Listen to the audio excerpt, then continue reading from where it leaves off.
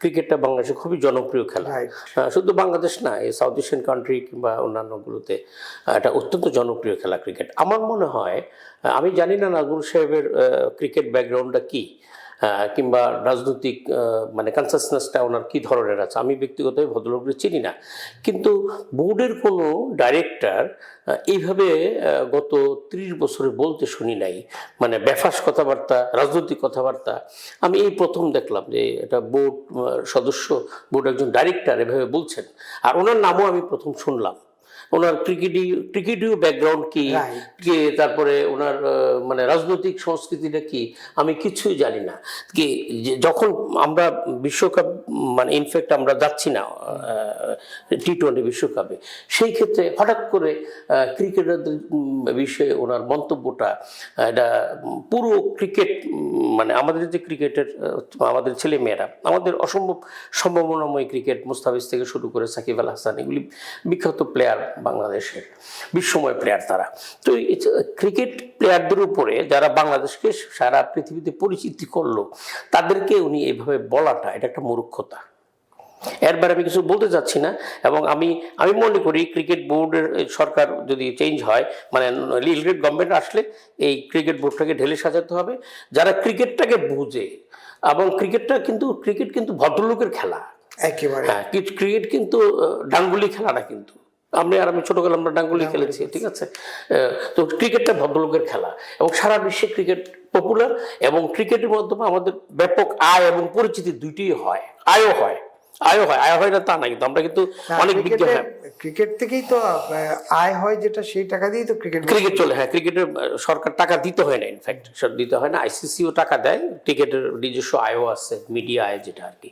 কিন্তু আমি মনে করি যে এই ধরনের কথাবার্তা, এই ধরনের আচরণের কারণে আমাদের ক্রিকেটও হয়তোবা একদিন হারিয়ে যেতে পারে।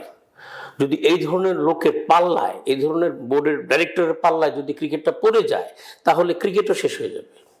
তাহলে বাংলাদেশ আস্তে আস্তে সব যে মানে গিট্টুগুলো, মানে বিভিন্ন গিট্টুগুলো হয়ে যাবে, আরো বেশি টাইট হয়ে যাবে। টাইট হয়ে গেলে আপনার কোথাও কোনো স্থান পাবেন না, আপনি কিন্তু হ্যান্ডেল করতে পারছেন না। তার মানে বাংলাদেশের ক্রিকেটের ভবিষ্যৎ এই সরকারের সময় এসে অনিশ্চয়তার মধ্যে, হ্যাঁ, একটা সংকটের মধ্যে, একটা অমর্যাদাকর পরিস্থিতির মধ্যে, আমি বলবো অমর্যাদাকর পরিস্থিতির মধ্যে চলছে। একেবারে এই জায়গায় আপনার মন্তব্য শুনে, একেবারে আপনার মন্তব্য যে এই কমিটি নির্বাচন করলো, ইলেকশন মানে বিসিবি, কিরকম একটা নির্বাচন হলো, পাতানো নির্বাচন।